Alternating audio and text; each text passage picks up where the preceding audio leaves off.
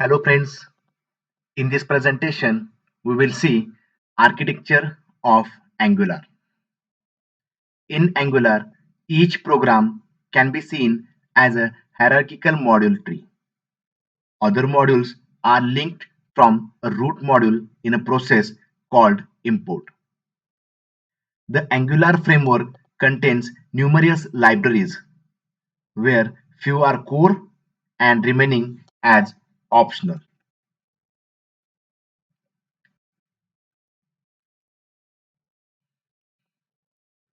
Architecture of Angular.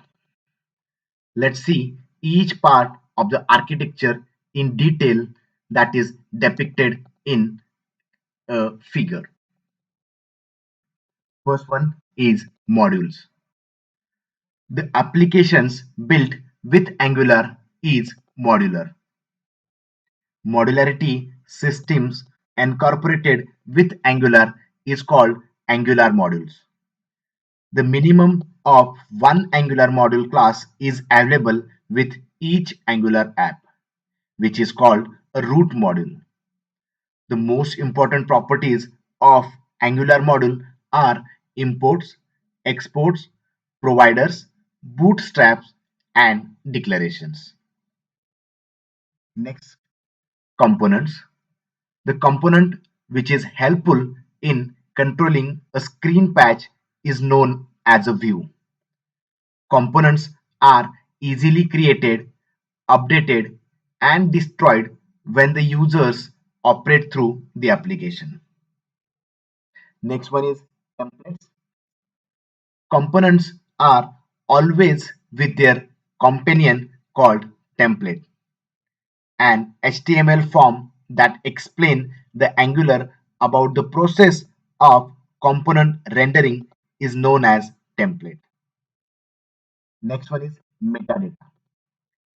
Metadata is to inform Angular about the process of a class.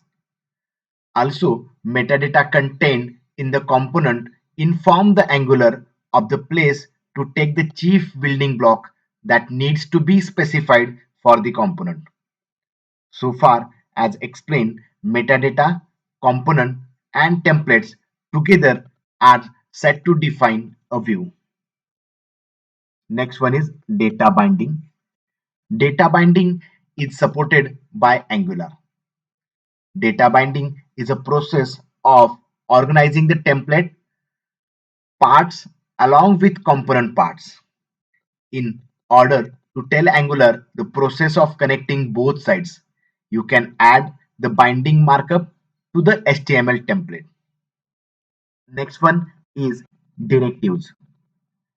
The templates of Angular are always dynamic.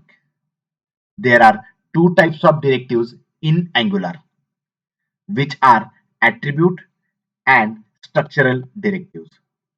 By replacing, adding, or removing the elements in DOM, structural derivatives can simply modify the layout. To modify the behavior or appearance of an existing element, attribute directives are used. Next one, services.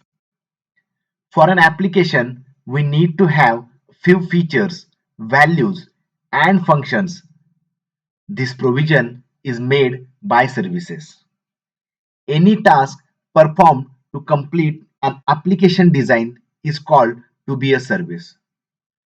Examples of services are data service, tax calculator, logging service, application configuration, etc. Last one is dependency injection.